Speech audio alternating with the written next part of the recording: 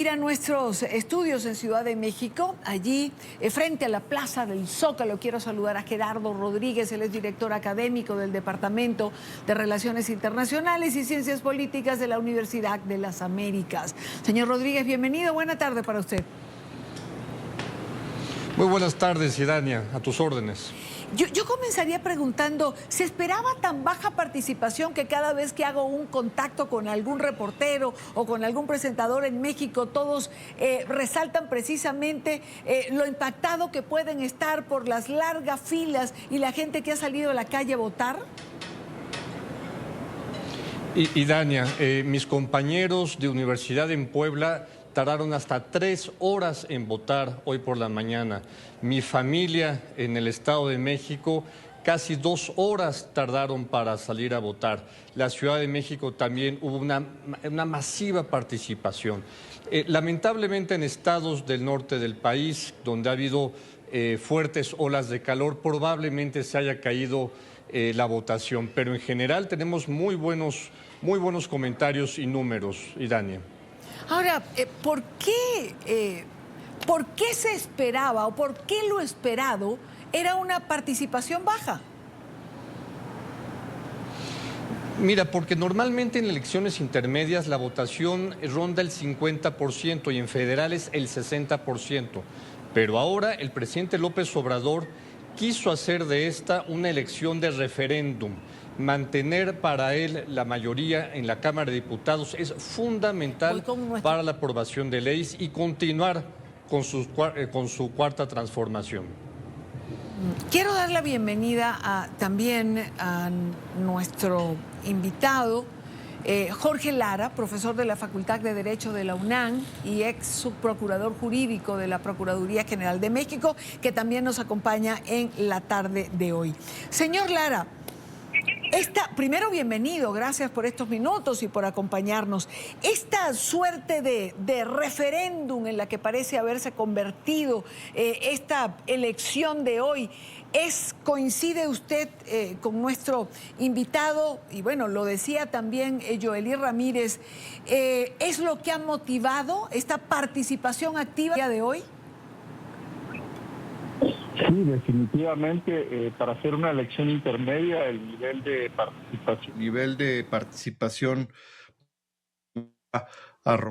previos, y esto tiene que ver precisamente con el ambiente de polarización que durante todos estos meses se ha venido fincando, se ha venido sembrando en nuestro país, y pues que genera una inquietud muy importante que además cae con el carácter del mexicano de ser un pueblo muy participativo, muy activo, muy preocupado por su circunstancia, y me parece que se están manifestando las diversas expresiones de una manera en general pacífica, en general muy en sintonía con el espíritu cívico que siempre se han demostrado en estos procesos. Entonces, sí puede ser considerado una voz ya sea de rechazo, no tanto al presidente y a sus políticas, sino más bien apoyando la necesidad de un equilibrio, la necesidad de una reconciliación nacional, que es lo que a nosotros los mexicanos nos interesa por sobre todas las cosas.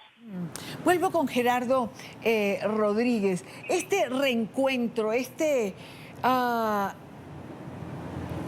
que quiero quedarme con el reencuentro antes de ir al equilibrio, este reencuentro entre los mexicanos, necesario para muchos, pero ¿es posible con un López Obrador combativo, con un López Obrador que siempre tiene que tener alguna confrontación sobre la mesa porque es parte de su forma de gobernar? Yo lo veo muy complicado, Idania. El presidente López Obrador ha hecho de la división su estrategia político-electoral para esta elección intermedia y seguramente también para el 2024. Veamos los resultados del día de hoy y veamos si hay tres escenarios. El primero, si el presidente arrasa en esta elección, continuará con su división del país.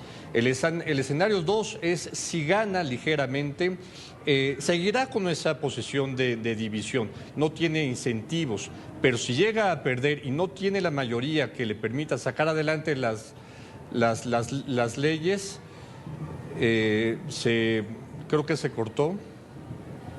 Está usted al aire, lo estoy escuchando. Señor El tercer Rodríguez, escenario, Idania, si me escuchas, es que el presidente pierda la elección y tenga que reformular su estrategia política y tenga que volver a negociar con los partidos de oposición tradicionales, el PAN y el PRI sobre todo. Ahora, señor Rodríguez, de no tener el control o de tenerlo a medias, el presidente López Obrador ¿aceptará estos resultados? Que es un punto que quiero traer a colación por la continua desacreditación de las autoridades electorales que hemos visto por parte del presidente de México en el transcurso de los últimos días. Es decir, eso fue una constante durante sus distintas intervenciones en las mañaneras, una referencia al INE, al Instituto Nacional Electoral, que no lograba su cometido, que no lograba, según López Obrador, por supuesto, concretar de una forma correcta para él la responsabilidad que le otorga el país.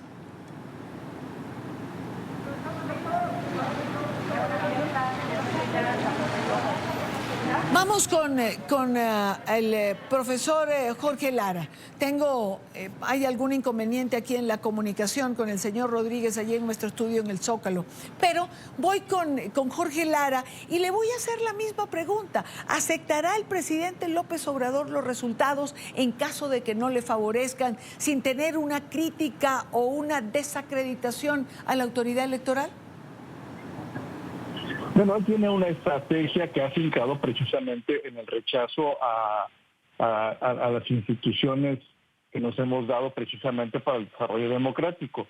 Es muy probable que si los resultados no le favorecen, pues tienda a ser crítico y tienda a acrecentar su política para desmantelar este sistema. Claro que en estas elecciones me parece que habrá un resultado híbrido porque en algunos estados ganará el partido del presidente, el partido Morena, me parece que eso es claro, y va a ser incluso pues contradictorio que en algunos lugares tenga él desde luego que aceptar la derrota o resultados adversos y en otros lugares paradójicamente pues tenga que avenirse por supuesto al triunfo de sus candidatos. Me parece que el presidente debe de contemporizar como lo estamos haciendo todos en México con la expresión democrática en donde no todos ganan todo para siempre ni todos pierden todo para siempre.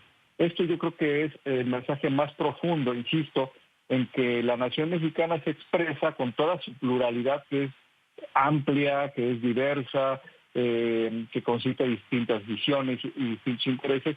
Y la política del presidente de verlo todo en blancos y negros me parece que va a ser la gran derrotada en esta elección. ¿Cree usted entonces, señor Lara, que podamos, o que como resultado de esta elección del día de hoy, se pueda de alguna manera establecer ese equilibrio que nuestros invitados todos mencionan este día y que consideran además necesario para el México por venir? Es indispensable, necesitamos restablecer los equilibrios y los controles democráticos, necesitamos restablecer el respeto al Estado de Derecho. Debo decir, de México han salido muchas inversiones extranjeras precisamente por esta incertidumbre y por este clima de polarización y de violencia que estamos viviendo. Esto no puede ser más.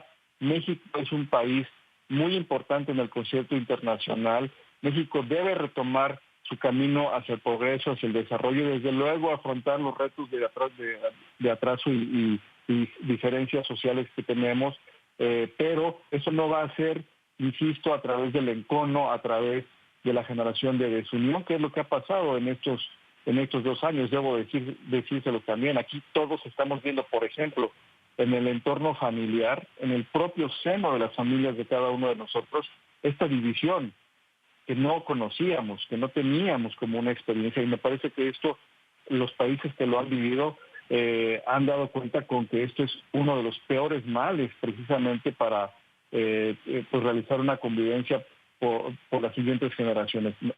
Claro. Regreso con el señor Rodríguez, que ya lo tenemos de nuevo conectado. Este equilibrio necesario para la convivencia de los mexicanos, eso a decir, por supuesto, de todos los invitados que hemos tenido en la tarde de hoy, ¿podría ser parte del resultado electoral si el presidente Morena ve mermado su poder, señor Rodríguez? El presidente tendría que lanzar un mensaje de humildad, ¿no? Él apenas hace un par de días se definió como cristiano, no como católico, sino como cristiano. Y ha llamado al amor, al reencuentro entre los mexicanos. Sin embargo, ha tenido expresiones fuertemente de odio hacia sus opositores y también de destrucción de muchas de las instituciones que, como bien decía mi amigo Jorge, nos han costado mucho a los mexicanos. El Instituto Nacional Electoral, el Instituto también de Competencia Económica, el Instituto también de Telecomunicaciones, por ejemplo, por nombrar algunos. México, si quiere tener políticas de Estado, necesita construir de nuevo un gran pacto de unión que le permita transformar, por ejemplo, la Constitución. Pero también hay que decirlo, y Dania, también la oposición no quiere colaborar con este gobierno y quiere que en el 2024 tengan posibilidades reales para sacar a Morena de Palacio Nacional, que lo tenemos aquí atrás en esta cobertura de NTN 24. Entonces, no hay incentivos ni del gobierno actual ni de la oposición para hablar de lo que todos quisiéramos, que son políticas de Estado en materia de educación, de energía, de empleo, entre otros. Falta mucho. La clase política en general de nuestro país no está a la altura de la sociedad mexicana. Y como bien dice también Jorge, si México quiere competirle a un Brasil que siempre le ha competido a México por el liderazgo en la región, necesitamos sacar adelante posiciones, leyes que puedan poner a México, como dicen algunas consultoras internacionales, como PwC, entre el lugar 10 al 7 como economía mundial para el año 2050. Y Dania. Señor Rodríguez, antes de despedirlo, y ya que ambos me hablaron del concierto internacional y de la importancia de México dentro de este concierto internacional, ¿cómo ve usted o cómo se plantea la relación AMLO presidente Biden? Es decir, increíblemente llegó a tener una buena relación con el presidente Trump.